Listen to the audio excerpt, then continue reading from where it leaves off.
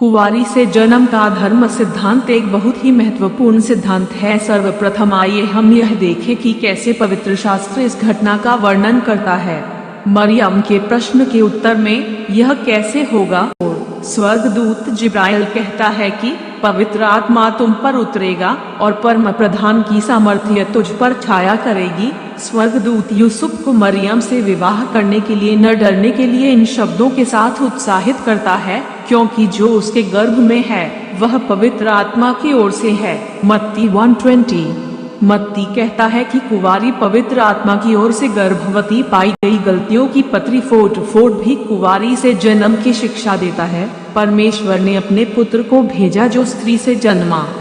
इन संदर्भों से यह निश्चित रूप से स्पष्ट है कि यीशु का जन्म पवित्र आत्मा के द्वारा मरियम के शरीर के भीतर काम करने के परिणाम स्वरूप था। अमूर्त आत्मा और मूर्त मरियम का गर्भ दोनों ही सम्मिलित थे। मरियम, इसमें कोई संदेह नहीं है कि स्वयं गर्भधान नहीं कर सकती थी, और इस अर्थ में वह मात्र एक पात्र थी। केवल परमेश्वर ही देह धारण अर्थात मनुष्यावतार के आश्चर्य कर्म को कर सकता है।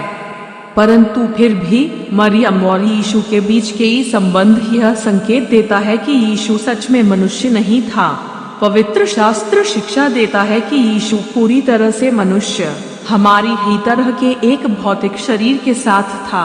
ठीक उसी समय यीशु पूरी तरह से परमेश्वर, एक अनंत निष्पाप स्वभाव के साथ था। यूहन्ना 1:14, 1 तीमुथियुस 3:16, इब्रानियों 2:14-17। यीशु पाप में उत्पन्न नहीं हुआ था, अर्थात उसमें कोई पापी स्वभाव नहीं था। ऐसा जान पड़ता है कि पाप का स्वभाव पीढ़ी दर पीढ़ी पिता के द्वारा स्थानांतरित होती रहती है। रोमियो 5:12, 17, 19। कुंवारी जन्म ने पाप के स्वभाव के संचारण को पलट दिया और अनंत परमेश्वर को परिणाम स्वरूप एक सिद्ध पुरुष बनने दिया।